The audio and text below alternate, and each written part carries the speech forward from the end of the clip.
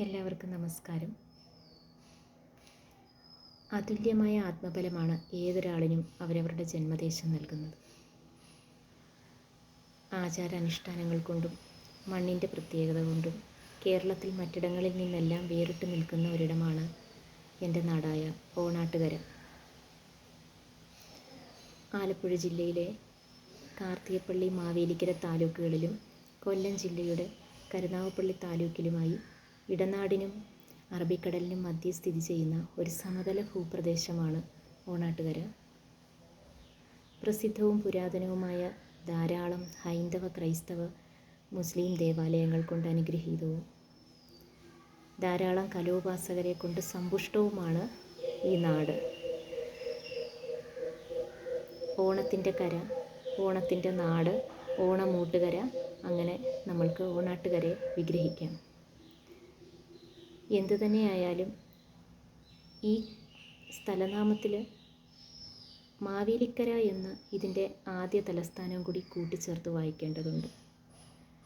മഹാബലിയുടെ നാട്, മാവേലിയുടെ കര, ഓണാട്ടുകര പ്രദേശം, ഇവയെല്ലാം അഭേദ്യമായി ബന്ധപ്പെട്ട് കിടക്കുന്നു.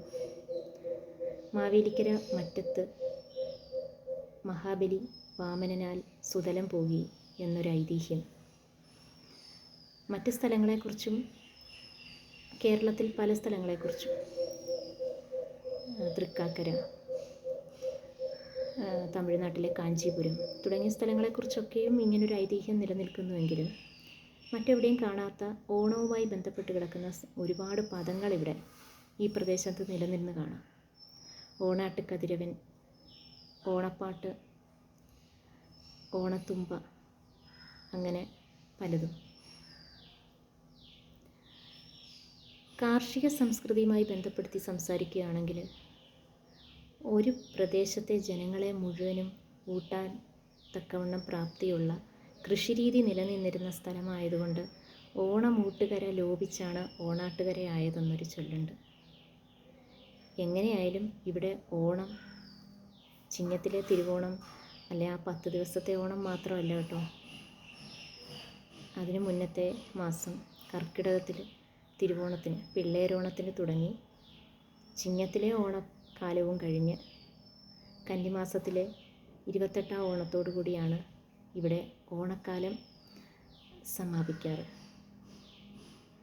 അതുകൊണ്ടും കഴിയുന്നില്ല ഉത്സവകാലം. അതേ ശരത്കാല നവരാത്രി തുടങ്ങി മിഥുനമാസത്തിലെ ഓച്ചിറക്കളിയോട് അവസാനിക്കുന്ന പ്രാദേശികമായ ധാരാളം ഉത്സവങ്ങളും ഈ നാട്ടിൽ നിലനിൽക്കുന്നു. ഓണത്തുമ്പ എന്നൊരു സസ്യത്തെക്കുറിച്ച് പറഞ്ഞല്ലോ. അത് തിരുവോണ ദിവസം നമ്മൾ സാധാരണ രീതിയിൽ ചൂലെടുത്ത് വീട് വൃത്തിയാക്കാറില്ല. അതിന് പകരം ഈ സസ്യം യോജിപ്പിച്ച് കെട്ടി ഒരു ചൂല് പോലെ ആക്കി അവ കൊണ്ടാണ് വേണമെങ്കിൽ വീട് വൃത്തിയാക്കുക. ഉത്രാടത്തിൻ്റെ അന്നും പ്രത്യേകതകളേറെയുണ്ട്. പോളവിളക്കുകൾ, കൽവിളക്കുകൾ, വലിയ നിലവിളക്ക് എന്നിവയെല്ലാം സന്ധ്യാമുറ്റത്ത് കൊളുത്തി തിരുവോണത്തിൻ്റെ അത്തപ്പൂ ഉത്രാടത്തിനെ ഇട്ട് മാവേലിയെ വരവേൽക്കുന്ന പ്രത്യേക ശീലിലും താളത്തിലുമുള്ള ഓണപ്പാട്ടും എല്ലാം ഇവിടെ നിലനിൽക്കുന്നു.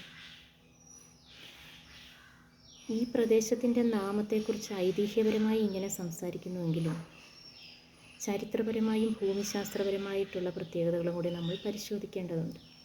ഏതൊരു സ്ഥലത്തിൻ്റെ നാമത്തിന് പിറകിലുള്ള അതെല്ലാം വരും എപ്പിസോഡുകളിൽ നമുക്ക് പ്രതിപാദിക്കാം.